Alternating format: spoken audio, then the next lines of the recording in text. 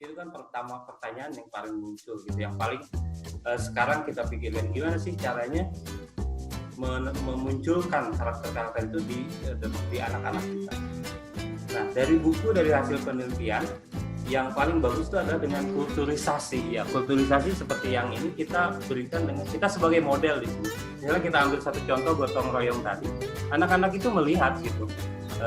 Ketika guru-gurunya, ketika orang tuanya melakukan sesuatu, bagaimana cara dia berkolaborasi, bagaimana cara dia meminta pendapat temannya. Jadi kita sebagai contoh, kita sebagai model di situ. Tapi model-modelnya lebih ke sifat-sifat tadi. Kita harus pastikan kita memiliki sifat reflektif. Misalnya ketika sesuatu telah terjadi, kita duduk bareng-bareng, kita ngomongin gitu, kita evaluasi kegiatan hari ini. Jadi nanti dalam pikiran anak, wah ada sesuatu yang namanya evaluasi. Setelah kegiatan berakhir, kita mengevaluasi, atau untuk segala hal kita selalu ada evaluasi. Di akhir semester misalnya rapor udah dibagikan, kita bukan hanya fokus ke nilai. Kadang-kadang kan kita hanya fokus ke nilai, kenapa kamu ini 75, kenapa 78, kenapa 90 dan sebagainya. Tapi kita harus evaluasi semester ini gimana kita, apakah kita terlalu sibuk dengan kegiatan ekstrakurikuler, apakah belajar mandirinya rutin. Jadi dengan memberikan kulturisasi ini kita bisa menyampaikan pesan-pesan tadi. Jadi kulturisasi itu lebih ke, kalau bisa didefinisikan, itu lebih kayak pengiriman pesan. Pengiriman pesan yang diberikan secara konsisten dan berulang-ulang. Jadi seperti itu. Oke. Dalam konteks ini artinya kita mengirimkan pesan tentang makna, definition of learning gitu, makna dari belajar itu sendiri. Jadi ternyata dari riset yang dilakukan, ternyata selama ini sekolah, guru, insya Allah mudah-mudahan kita sudah enggak seperti itu, sekolah guru masih memberikan pesan yang salah, message yang salah.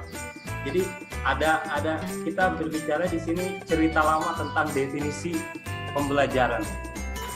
Jadi di sebagian besar siswa-siswa kita, anak-anak tuh masih berpikir bahwa sekolah itu hanya supaya karena saya disuruh orang tua saya, Pak, saya sekolah gitu.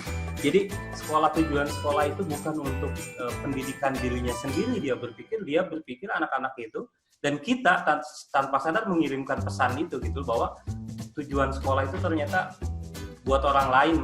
Anak-anak tuh sampai berpikir seperti itu. Artinya kita menyampaikan pesan yang salah. Kok bisa anak-anak kita berpikir bahwa tujuan sekolah itu buat orang lain, bukan buat dirinya sendiri. Mungkin ada salah-salah dari tindakan kita, cara kita memberikan feedback yang membuat anak-anak berpikir seperti ini. Sebagian besar siswa kita juga berpikir sekolah itu bukan tentang saya gitu. Sekolah itu tentang guru yang memberikan materi, sekolah itu tentang guru yang memperhatikan kualitas kelas, bukan tentang individunya, tentang personalnya.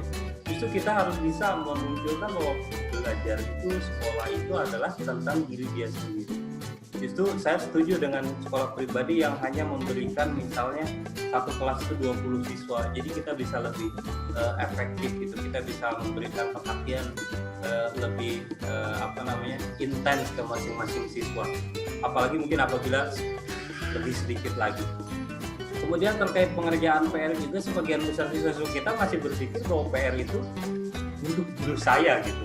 PR itu adalah guru mau sesuatu dari saya berikan nih gitu kan.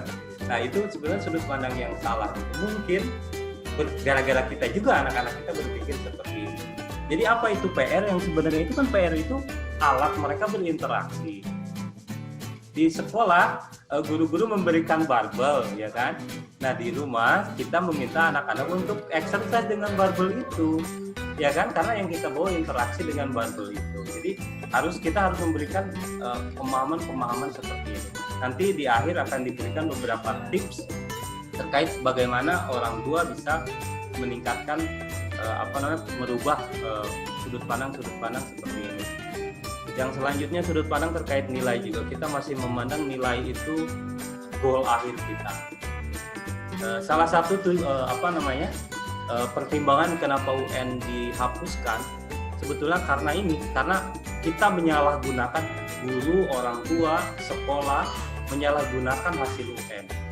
Dulu awalnya UN itu sebetulnya untuk mengukur keefektivitasan sekolah. Jadi membandingkan sekolah di kota dengan sekolah di negeri. Jadi tujuan UN itu untuk menilai efektivitas sebuah sekolah. Nah, tapi setelah UN berjalan beberapa tahun, beralih fungsinya, malah digunakan UN itu sebagai tolak ukur keberhasilan siswa. Padahal tujuan utamanya bukan itu. Jadi kita ada pergeseran fungsi gitu. Misalnya untuk masuk ke SMA 1 diperlukan UN.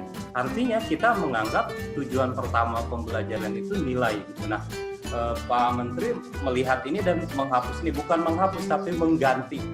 Menggantinya apa? UN akan tetap ada tapi kelas 8.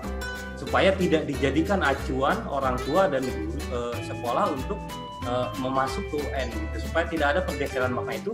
Dan tentu saja tipe soalnya juga diubah, yang tadinya hanya multiple choice nanti akan ada banyak sekali variasinya yang lebih mengetes pemahaman siswa, mengetes yaitu karakter-karakter yang tadi. Anak-anak sudah punya belum karakter kreativitas, anak-anak sudah punya belum karakter rasa ingin tahu dan sebagainya. Jadi lebih ke untuk mengukur itu, bukan mengukur kontennya. Nah, kalau UN yang sekarang itu masih mengukur kontennya, seberapa paham anak-anak ini memahami konten. Jadi insya Allah saya melihat ini yang sama gitu dengan Pak Menteri ini. Kemudian pesan terakhir, cerita lama yang salah itu, anak-anak masih melihat bahwa pembelajaran itu tentang hafalan, dan guru-guru juga seperti itu. Sebagian dari guru kita masih menganggap pembelajaran itu tentang hafalan, padahal bukan seperti itu.